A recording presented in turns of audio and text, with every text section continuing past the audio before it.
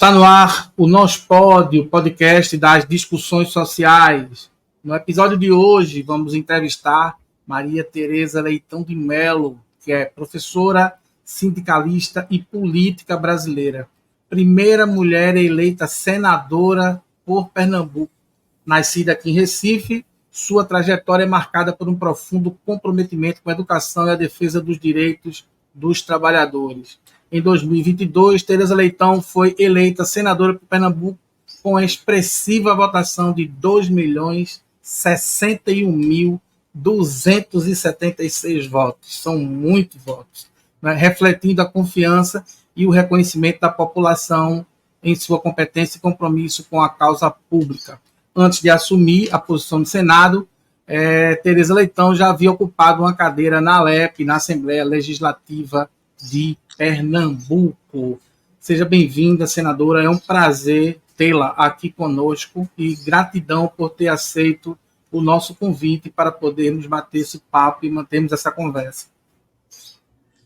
Muito obrigada, eu agradeço muito o convite e quero saudar vocês todos que fazem o Nós Pode, saudar todos que estão nos acompanhando e dizer que a gente precisa muito desses espaços de debate, desses espaços de troca, desses espaços que possam nos aproximar daqueles que acompanham a política e que sabem que a política tem um valor, né, na transformação da sociedade.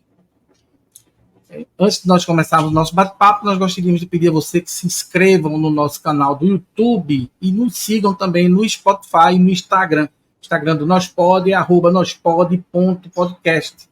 E os nossos episódios eles vão ao ar toda quinta-feira, às 20 horas, simultaneamente, né? Tanto no canal do YouTube como também lá no Spotify. Então, segue a gente. O Nós Pode, que tem a assessoria do nosso querido Ian Luca, que está aí nos bastidores, faz a produção e assessoria do nosso Nós Pode. Para começar a nossa discussão, senadora, nós temos visto esse cenário da política nacional, da política brasileira, e assim, o bolsonarismo, para mim, ele não acabou, né? Nós conseguimos colocar o presidente Lula no poder, mas existe um grupo ainda muito ferrenho de defensores, não apenas do político, mas daquilo que ele representa. E entre esses políticos está o deputado Nicolas Ferreira, do PL, que assumiu como presidente da Comissão de Educação na Câmara.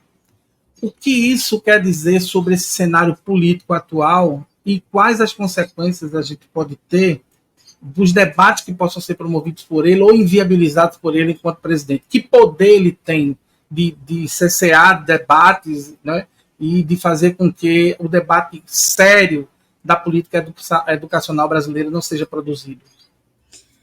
Primeiro, é um constrangimento para todos nós ter uma pessoa do perfil do deputado Nicolas, com todo respeito, porque ele foi eleito, ele teve muitos votos, acho que foi o deputado mais bem votado do estado dele, né?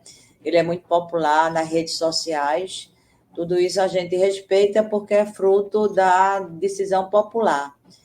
Mas é muito estranho, muito constrangedor ter na presidência da Comissão de Educação uma pessoa que não respeita a educação, uma pessoa que quer destruir com a escola pública, uma pessoa que não tem, Alexandre, nenhum zelo pelos profissionais da educação.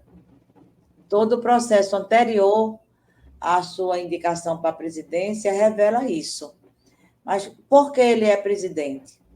Ele é presidente da Comissão de Educação porque as comissões cujas presidências se renovam todo ano, elas são divididas pela proporcionalidade dos partidos, pelo tamanho dos partidos. E, embora a população tenha eleito Lula presidente, elegeu uma bancada de oposição ao projeto do presidente Lula, que nós apresentamos. E o partido desse deputado é o maior partido da Câmara. Então, eles têm preferência no que a gente chama de pedida, não é? Pedida. Então, o PL pediu duas comissões importantíssimas, a Comissão de Justiça e a Comissão de educação. Ele vai influenciar, ele pode influenciar nos destinos da comissão, mas não é um poder muito grande, não.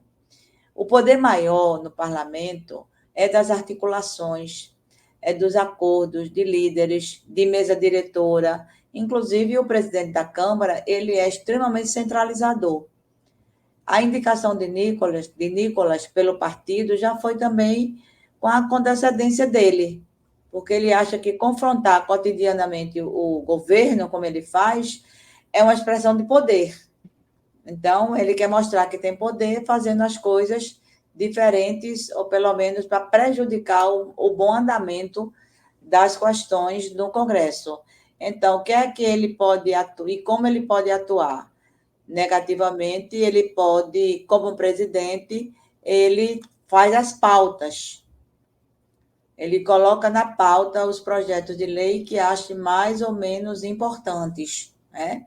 E ele faz isso. Ele levou uma primeira derrota quando ele colocou um requerimento, não sei se foi de voto de aplauso ou voto de repúdio, nem me lembro bem, de um deputado da extrema-direita que foi derrotado, porque nós estamos lá na comissão. O campo progressista, representado pelo PT, pelo PCdoB, pelo PSOL, pelo PSB, pelo PDT, pela Rede Solidariedade, estamos lá. Estamos lá na comissão com a nossa representação para controlar, porque tem pautas prioritárias da educação que vão precisar ser discutidas, projetos de lei que estão pautados. Então, a condução dele pode impactar negativamente, sim, mas ele não tem o poder total. A gente pode ter listas de um projeto, por exemplo, e ele tem a obrigação de dar. Pelo regimento, ele tem a obrigação de dar. Então, a gente vai usar muito, né, os requisitos regimentais para tentar ter uma condução minimamente tranquila ali naquela comissão, mas que é um constrangimento, Tranquila na medida do possível, né, senadora? Porque eu acho que é quase que impossível ser tranquilo. Uma coisa que eu não tenho visto nas coisas que tenho assistido do Senado, do Congresso, é tranquilidade. A gente não percebe essa tranquilidade. Mas a senhora estava falando de Arthur Lira. Eu queria aproveitar essa deixa para lhe fazer uma pergunta.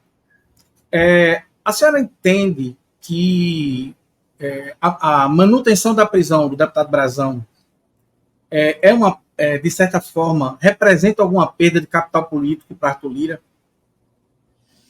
Representa. Eu acho que representa porque ele fez tudo para a vitória ser pela soltura, né? E Arthur Lira, ele é muito imperador no tratamento com os seus pares, né?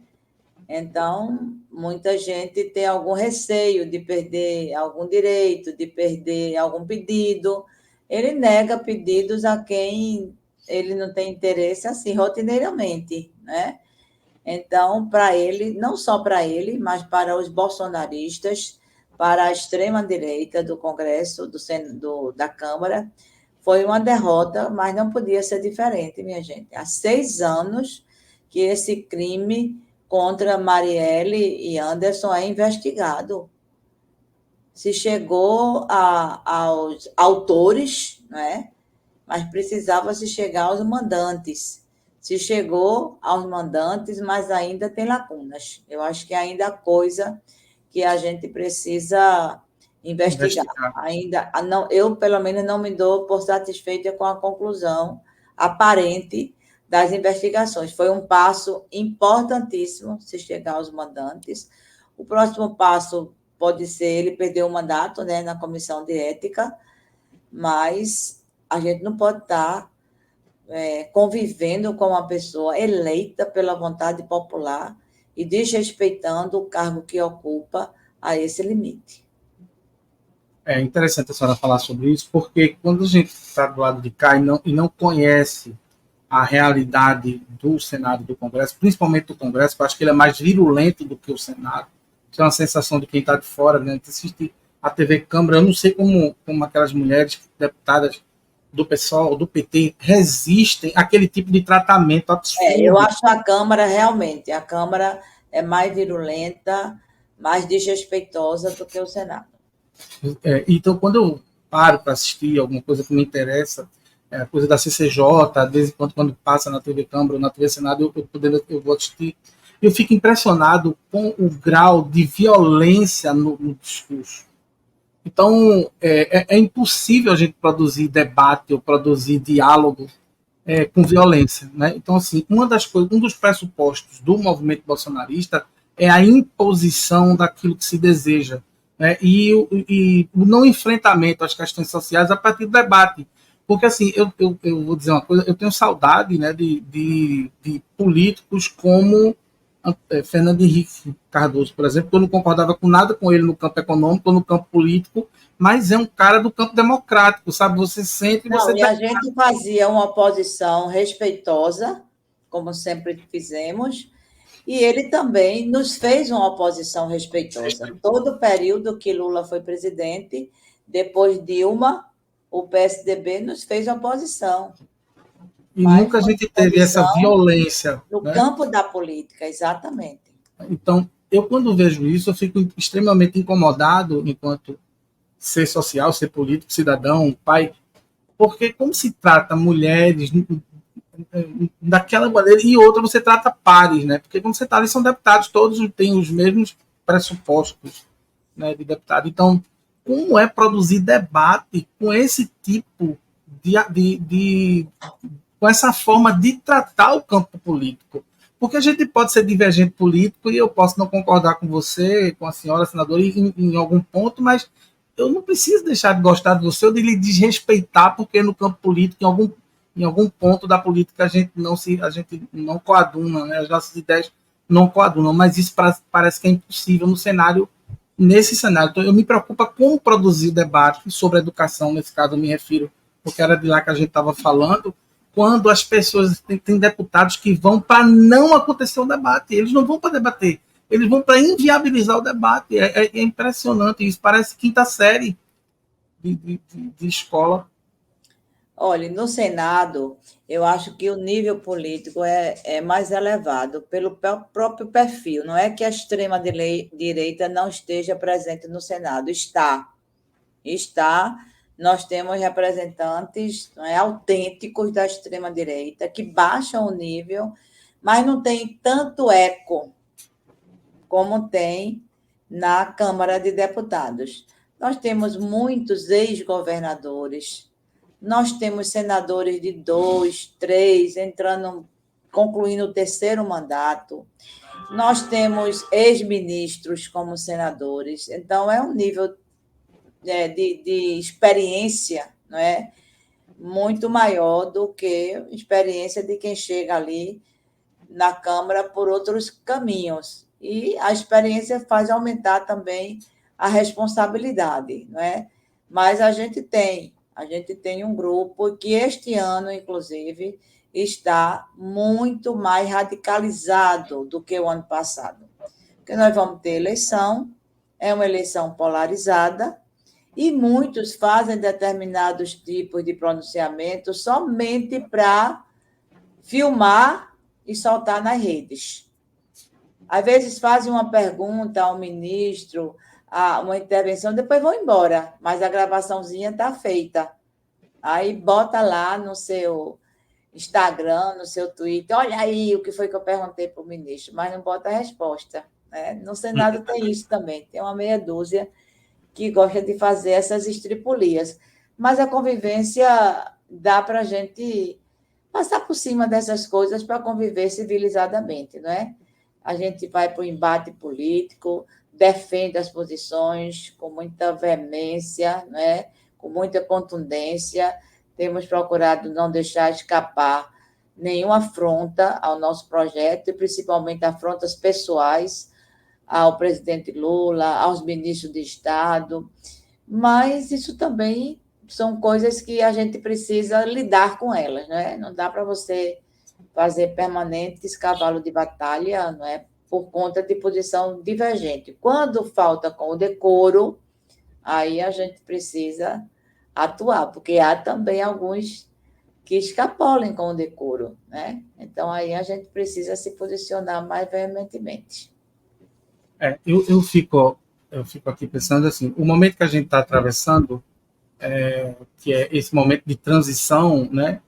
Porque o governo, a senhora falou uma coisa que para mim é muito importante, porque o povo brasileiro é muito engraçado, ele elege Lula, mas consegue votar num deputado federal, ou num vereador, ou num deputado estadual, ou num senador que seja da extrema-direita. E a gente sabe que o regime é presidencialista, mas a relação com o parlamento, a relação com o Congresso, ela é muito importante para produzir a política pública e fazer que a política pública aconteça. A senhora percebe, isso é uma sensação que eu tenho, a senhora pode falar muito melhor que eu, que há uma espécie de revanchismo entre os três poderes hoje, a gente pode falar disso, porque, por exemplo, quando a gente fala da legalização da maconha, quando o Supremo começa, em 2011, a fazer aquela votação, né, e votar a PL 242, aí vem o Senado, na figura do seu presidente, querer produzir uma MP que, para mim, soa como uma resposta àquilo que o Senado está fazendo. PEC. Uma PEC, desculpa. Uma PEC, uma PEC. Mais alto grau legislativo. Pior ainda. Desculpa, verdade.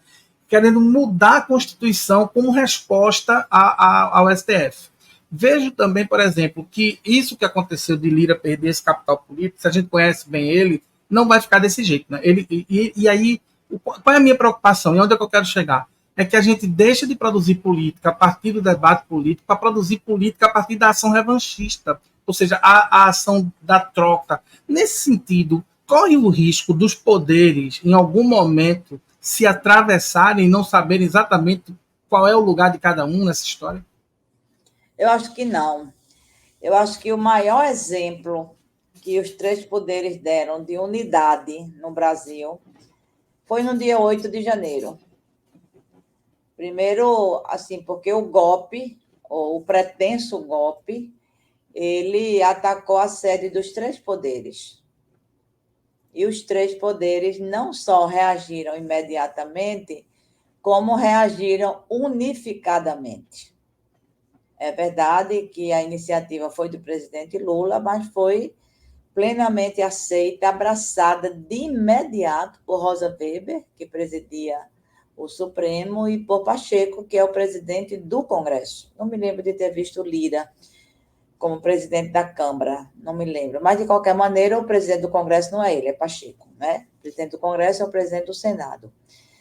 E o que está acontecendo? O que está acontecendo é que as medidas que o Supremo está tomando desagradam os parlamentares. E eles acham que isso é invasão de competência. E aí tem o revide. Como tem o revide os poderes são independentes. A gente não pode criticar ou desconhecer que um poder tome iniciativa de uma coisa ou de outra. São independentes, mas são mediados pela política, vamos e venhamos.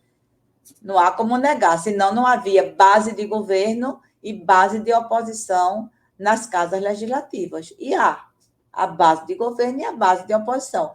É muito improvável que uma base de governo vote contra o governo, né? Uma coisinha ou outra, até um parlamentar ou outro pode fazê-lo, mas normalmente a base representa os interesses do governo que ela apoia, e a oposição sempre contrária, mas às vezes também vota a favor em várias matérias.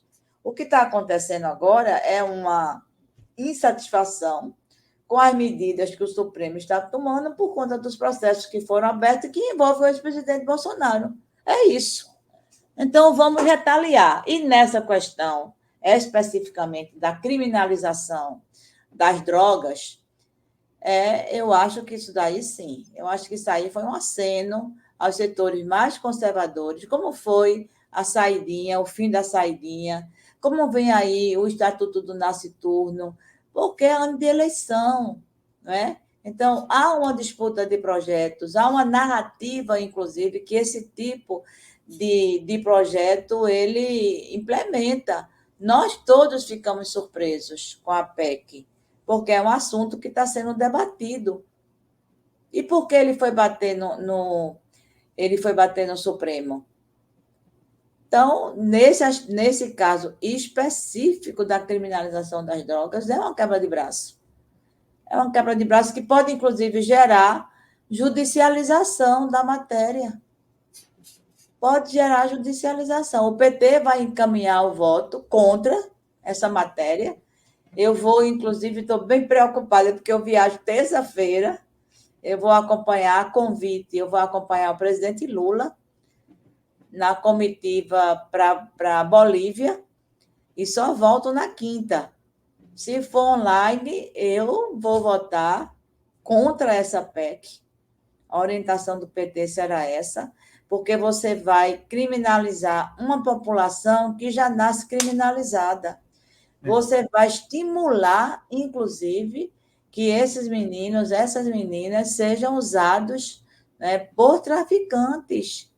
É isso que vai acontecer e superlotar a população carcerária, aumentar, vai misturar na população carcerária o usuário, porque estava conduzindo uma quantidade X de maconha, com o traficante de crack, de cocaína, de heroína, que atuam de dentro para fora dos presídios. Aí vai todo mundo para o mesmo lugar, com toda a debilidade do sistema prisional brasileiro.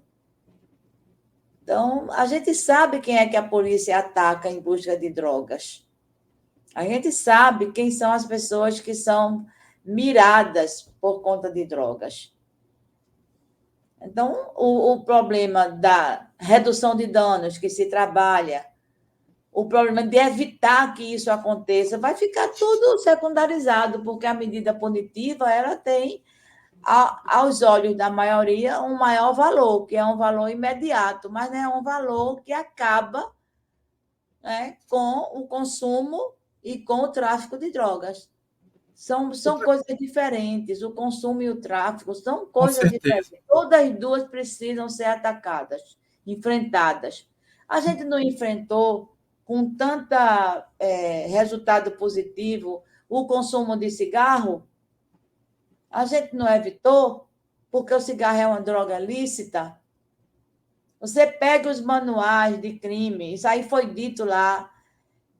Tem uma visão médica que está sendo bem defendida pelo deputado Marcelo Castro, muito bem defendida, porque a gente não pode confundir maconha ou cannabis, né, com heroína, com crack, com cocaína. Isso é um erro.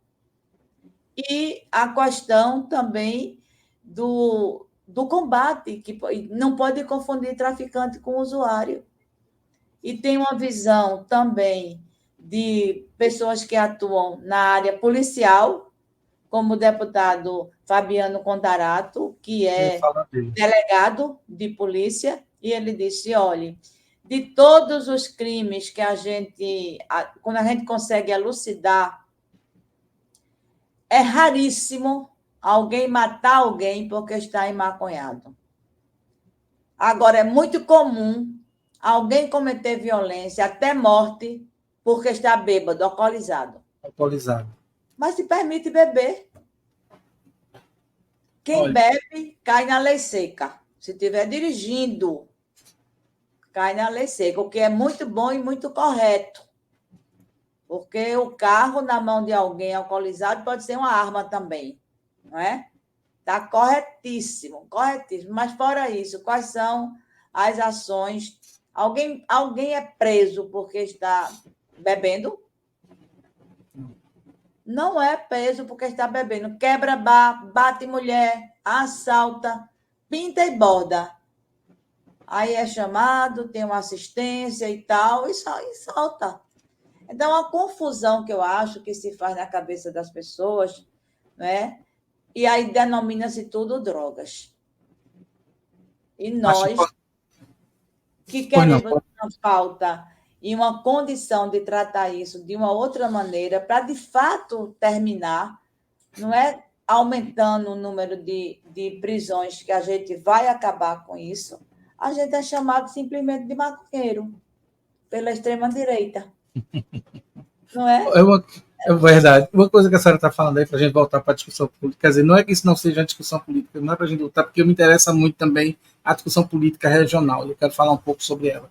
Mas essa questão que a senhora está falando, eu queria, antes da gente passar para essa questão, falar da questão dos centros de cuidado que foram tratados como espaços de religião e espaços religiosos, né? Inclusive recebendo verba do governo federal, o que tem deixado a população, as pessoas que trabalham com saúde mental e também que trabalham com esse centro de prevenção e combate à droga. Como fica isso hoje, senadora? Como é que a gente pode falar da legalização da maconha? Como é que a gente vai tratar isso de forma política, depois de, durante tanto tempo, ter sido feito um desmonte durante o último governo e ter sido tratado esses centros como espaços religiosos? E a gente sabe do perigo desses espaços, quando a gente fala da religião, é que quando você não aceita aquele tratamento, além de ter um problema com a droga, você tem um problema com Satanás. Então, como é isso? Veja, eu não estou brincando, eu estou falando, parece brincadeira, né, mas não é uma coisa séria. Então, eu soube de espaços de violência, quando essas pessoas sofreram violência, né, exorcismo, coisas desse tipo. Como é que o governo se posiciona hoje, já que a senhora é da base do governo, com relação à produção dessa política? Olha, a política de cuidados, a política de redução de danos, a política de ressocialização, ela ainda é a melhor política para esse caso de pessoas, tanto pessoas em conflito com a lei, sobretudo menores, crianças e adolescentes em conflito com a lei, quanto com pessoas viciadas, que a gente tem muitas pessoas viciadas em droga, né? Qual é a rede que a gente defende? É a rede de atendimento, a rede pública de atendimento, laica, que não precise ter esse componente religioso, porque assim é o que a Constituição diz. Inclusive, nos presídios, existe pela Constituição o direito de assistência espiritual. Não diz assim que é somente os evangélicos que têm assistência espiritual, somente os católicos que devem ter assistência espiritual, somente os candomblecistas, somente os espíritas. Não. Todo apenado tem o direito de ter assistência espiritual conforme o credo que ele professe.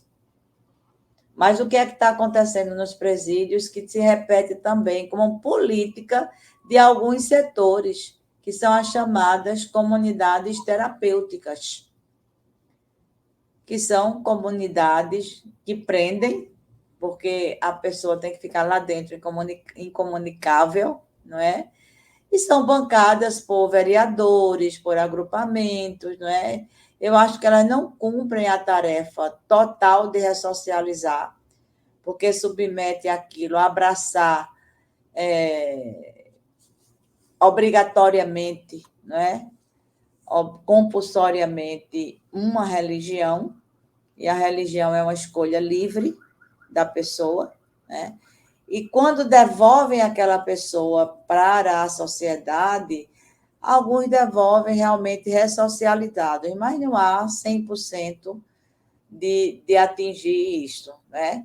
As famílias também ficam todas comprometidas, porque se compromete o voto, minha gente. O ruim disso, saindo da esfera pública, é porque isso é utilizado como meio de arrumar voto para eleger vereador, deputado, prefeito. Se você tem uma política, como você tem os CAPS, como você tem a rede de atendimento, uma política pública, eu acho que é o melhor caminho.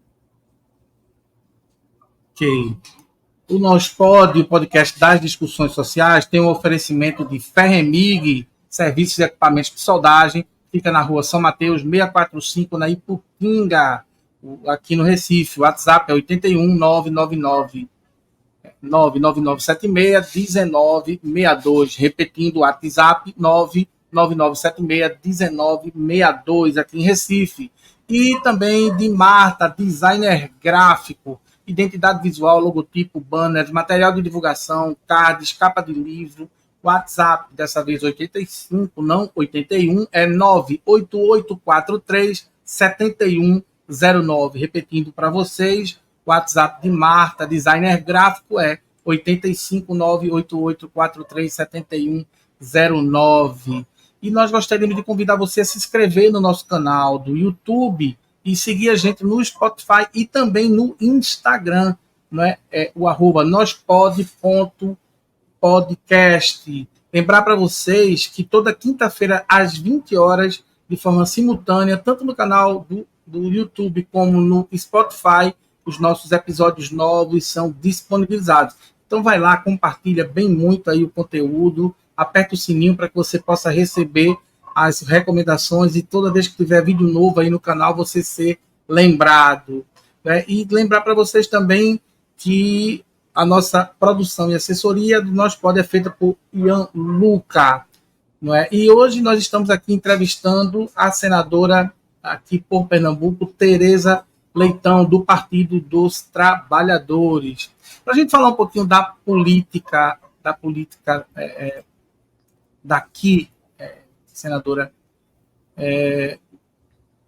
acho bem interessante a gente poder provocar essa discussão, porque fazem alguns anos que no cenário municipal o PT não lança candidato, né? Que a gente sai aí apoiando o PSB. Já tem, não sei, eu acho que umas 4 ou 5 eleições, não lembro bem. Mas já faz algum tempo. Como é que caminha esse diálogo, né? Como é que caminha essa tratativa? O PT vai estar no palanque de João Campos, do PSB, o PT pensa em lançar candidato próprio, e essa coisa já foi decidido, tem algum momento para que essa decisão seja tomada? Qual é a sua posição diante dessa realidade? O que é que a senhora prefere? Prefere que o PT tenha seu próprio candidato? Prefere que o PT apoie o governo do PSB, daí de João Campos? Como é que a senhora vê esse cenário político atual aqui no Recife? Olha, o PT lança candidatos no Recife desde 1996, eu acho. Um pouquinho antes com Bruno Maranhão, depois com Humberto, depois com João Paulo, e a partir da vitória de 2000, o João Paulo lançou candidato em todas as eleições. João Paulo 2000, João Paulo 2004, João da Costa 2008, Humberto Costa 2012, João Paulo 2016, Marília Reis 2020. Em nenhuma dessas eleições nós apoiamos o PSB, Alexandre. Só no estadual, me perdoe, é verdade. A estadual, sim. A estadual é que a gente lança candidato desde 2006. A última vez que o PT lançou um candidato a governador foi em 2006, foi a candidatura de Humberto Costa, né? Estamos realmente apoiando ou o PSB ou o PDT, ou o PTB, como apoiamos uma vez a eleição de Armando Monteiro. Mas no Recife, não. Nós temos todo esse histórico de nos apresentar. O que aconteceu? Nós perdemos a eleição com Marília Reis em 2020. Está lembrado? Marília Reis foi candidata pelo PT, ela estava no PT naquela época, exatamente, contra João Campos. Levamos a eleição para o segundo turno, mas perdemos no segundo turno. E depois disso nós tivemos a eleição de 2022. Nacionalmente, houve uma composição do PT com o PSB. E isso nos levou, a partir de um convite do prefeito João Campos, que conversou com Lula, a conversar conosco para nós irmos apoiar a sua gestão. Os 3 vereadores do PT passariam a compor a base de sustentação do governo e nós ocuparíamos espaços na gestão. Então, isso aconteceu no início de 2023, né? Não sei se maio, não me lembro bem qual foi o mês, mas aconteceu. Houve um longo debate no PT municipal, um debate que não ficou restrito à direção municipal, ele foi ampliado com os vereadores, com os deputados estaduais, com o deputado federal, com os senadores. Foi um debate bem profundo e resolveu-se apoiar um governo, um prefeito que nós não apoiamos nem votamos nele. Agora, a orientação e a discussão do PT nacional é que a gente mantenha essa aliança. Então, o PT não terá candidato no Recife, a não ser que haja um tsunami, como eu já disse, um tsunami muito grande, que eu não vejo ambiente político para isso. Quem será o candidato do PT? A essa altura do campeonato, eu não vejo essa condição, né? Se acontecer um desastre na relação política, aí a gente pode ter uma candidatura. Até o momento, eu não vejo. O que eu vejo é que a gente vai marchar mesmo com a aliança no Recife.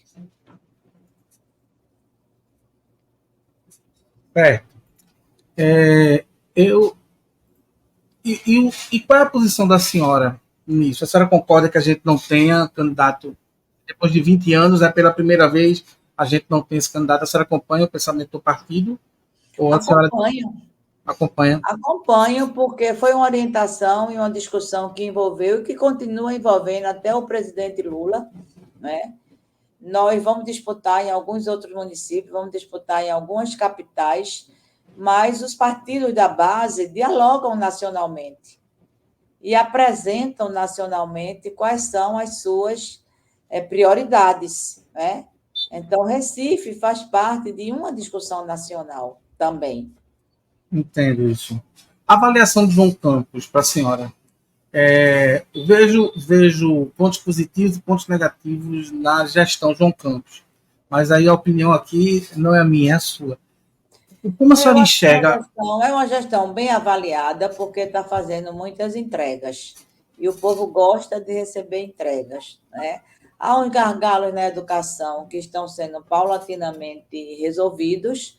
Havia uma negociação a ser feita com o sindicato, que foi feita, mas eu acho a influência privada muito grande na educação, mas na saúde os gargalos são maiores, né?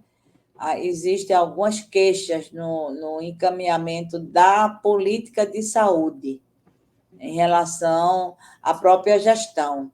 Mas acho que, de um modo geral, né, é um governo que é bem avaliado. Ressalte-se também o apoio irrestrito e generoso do presidente Lula, principalmente nas questões de infraestrutura.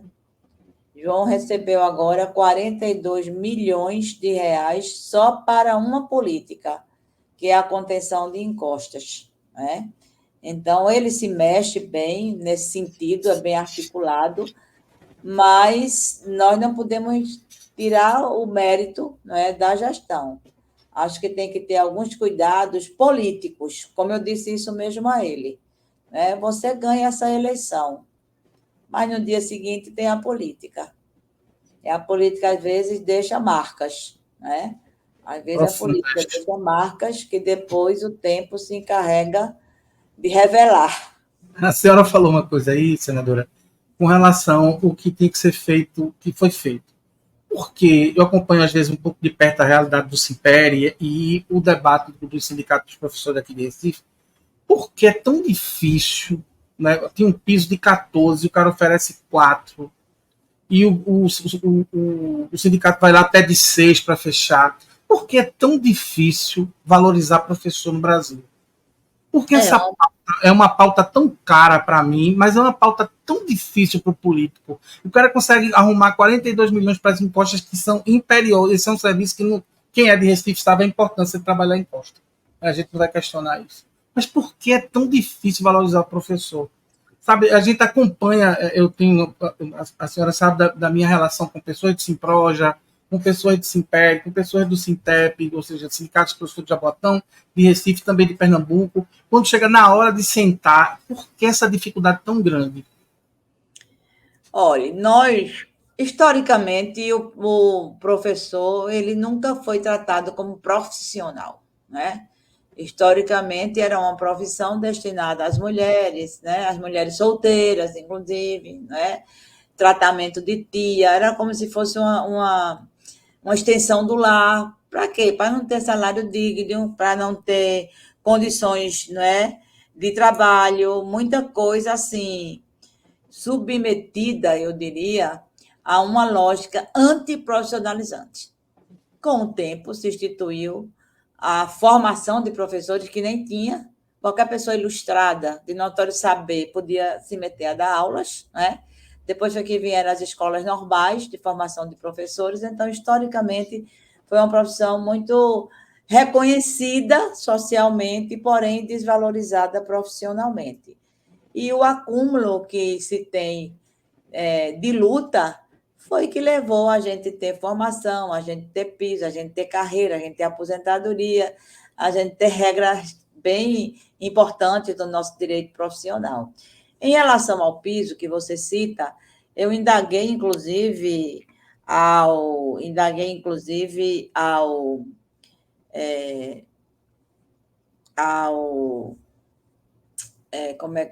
ministro da Educação, né, que tratasse dessa questão do piso com os municípios e os governos, porque cabe ao MEC identificar e medir conforme os parâmetros e a lei quanto vai ser a atualização do piso. O piso não é ajustado, ele é atualizado conforme os índices que prevêem a própria lei do Fundeb e a lei do piso.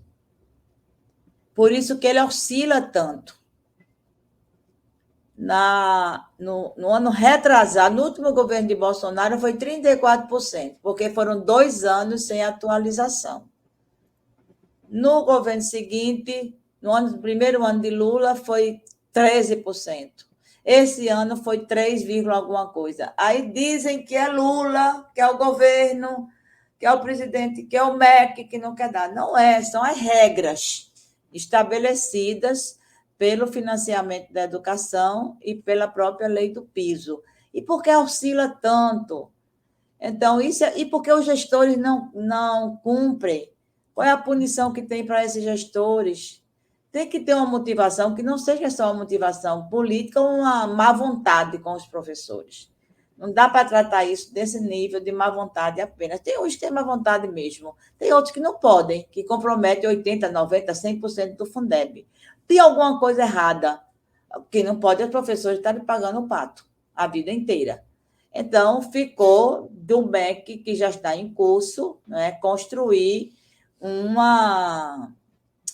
um grupo de trabalho, um GT, sobre o piso. Não é para acabar a lei do piso, mas é para evitar distorções. Quer ver uma distorção, Alexandre, muito evidente, que foi inventada aqui no estado de Pernambuco pelo governador Eduardo Campos, que Deus o tenha, e que depois foi seguida 2 vezes por Paulo Câmara, e que está sendo seguida 2 vezes seguidas, né, por Raquel Lira, e que alguns prefeitos inventam, é fazer do piso teto.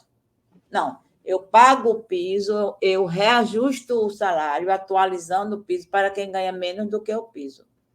Quem ganha mais, eu não posso dar reajuste. Essa é uma grande discussão, né? Achata a carreira. Totalmente. Achata a carreira e acontece o que está acontecendo na rede estadual. Um professor com mestrado ganha apenas R$ 35 a mais do que um professor de nível médio, porque o piso é para o nível médio. O piso não é para quem tem licenciatura plena. Obrigatoriamente, quem tem licenciatura plena deve ganhar mais do que o piso. Na nossa tabela original, era 15% a mais do que o piso. Aí isso vem sendo achatado, de uma maneira que não valoriza a carreira. A definição de piso é muito clara, é muito transparente, não segue quem não quer, é um beabá. Piso é um valor segundo o qual nenhum professor pode ganhar menos em início de carreira, com a formação de nível médio, para 40 horas de jornada. Então, é carreira, jornada e formação. Aí se joga aquele valor e ninguém cresce na carreira. Então, é o piso. E desmotiva, né? Desmotiva. Termina sendo desvalorização. E desmotiva a categoria, né? Também. É evidente que desmotiva. Veja só, a gente estava falando de avaliação, a gente falou no âmbito municipal, eu queria entrar no âmbito estadual. Eu vejo a política em Pernambuco, senadora, e se eu estiver errado, não tem problema, pode me corrigir ou não concordar comigo, mas a gente vive uma política ainda de oligarquia.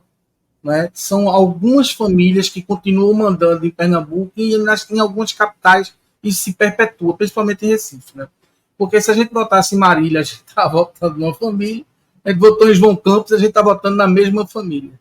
Para muita gente isso não tem importância, para mim tem, porque isso tem uma significação, para mim, uma representatividade política que me lembra a estrutura política que a gente herdou para a gente chegar onde a gente está hoje, nesse plano democrático. Como é que a senhora vê nesse cenário político democrático a atuação do governo Raquel Lira? Sabe, como é que a gente pode ver a atuação na educação, as coisas que nós tivemos com merenda, com relação a fardamento, isso eu estou falando de um campo. Segurança pública, parece que a ideia é contratar a polícia e comprar viatura ou alugar viatura, não sei. A gente não vê um plano político de segurança pública que envolva, por exemplo, ações de educação como algo que tenha como um plano de segurança pública, cultura como plano de segurança pública. Não. A segurança pública é presídio, armamento, viatura. Como é que a senhora tem visto a atuação do governo Raquel Lira aqui em Pernambuco? Olha, do ponto de vista da educação, é péssima.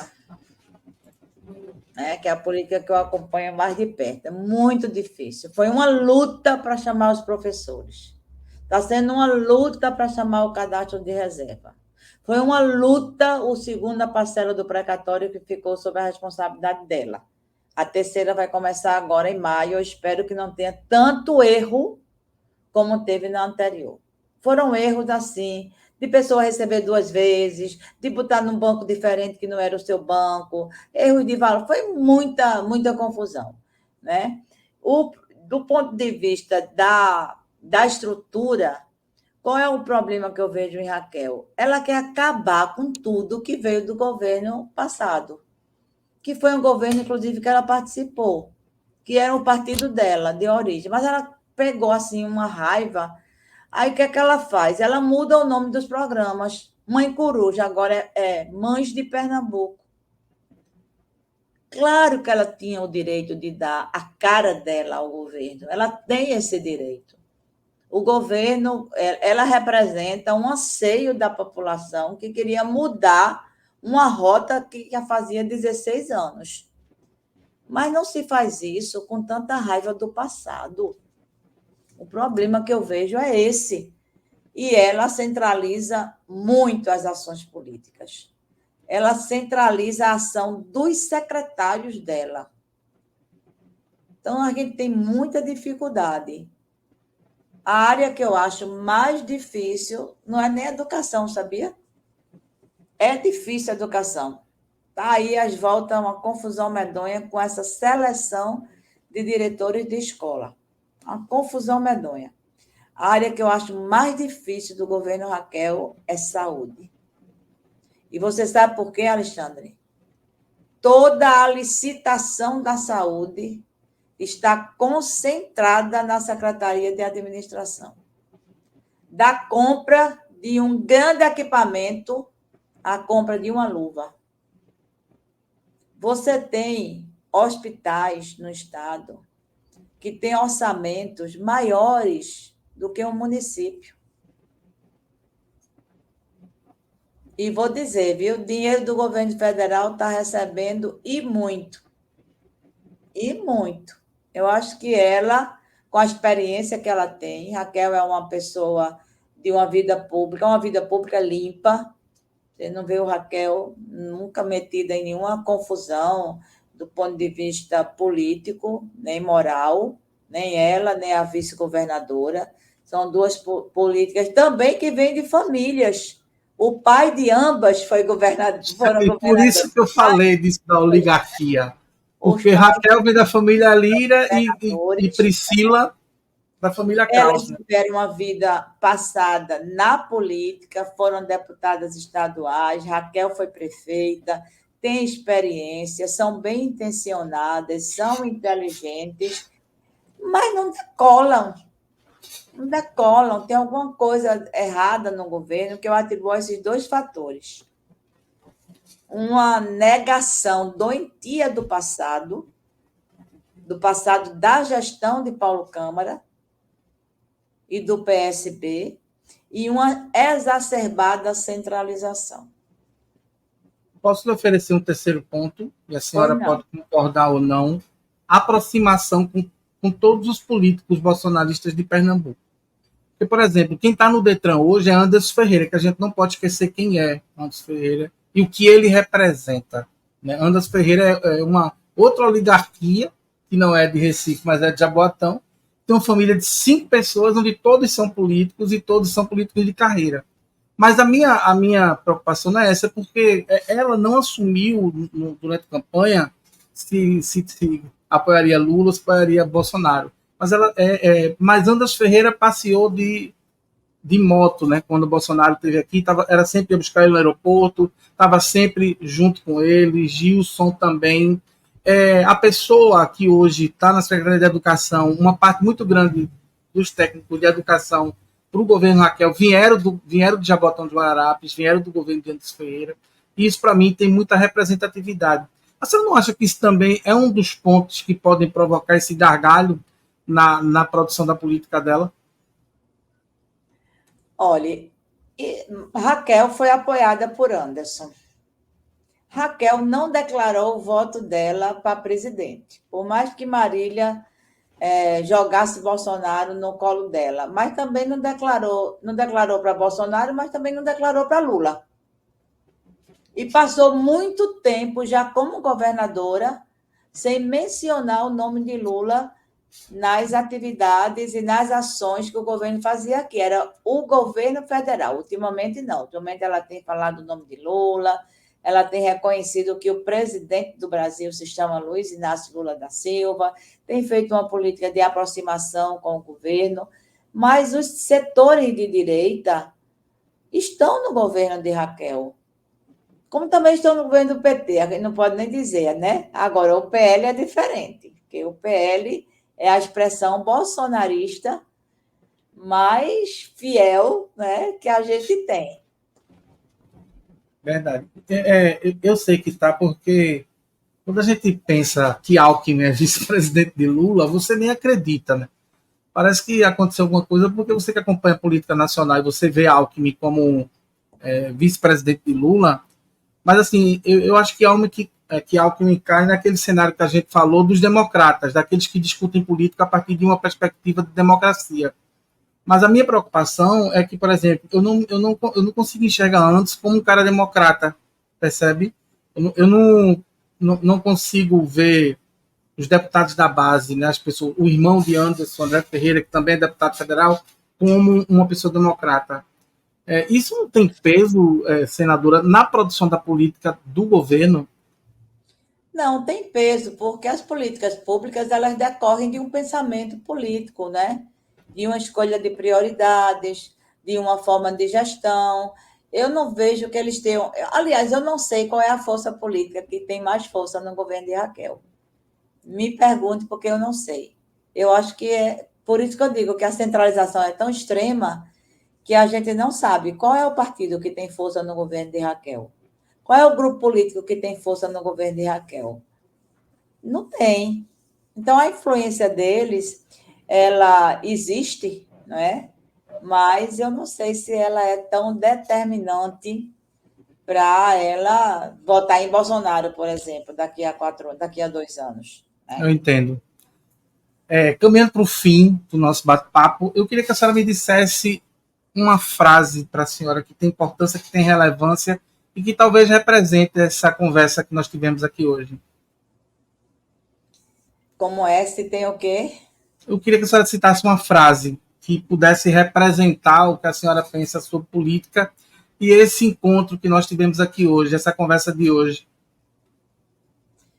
Olha, eu acho que a política é isso, não é? A política é a nossa capacidade de atuar junto à sociedade, é a nossa capacidade de fazer o melhor, não é?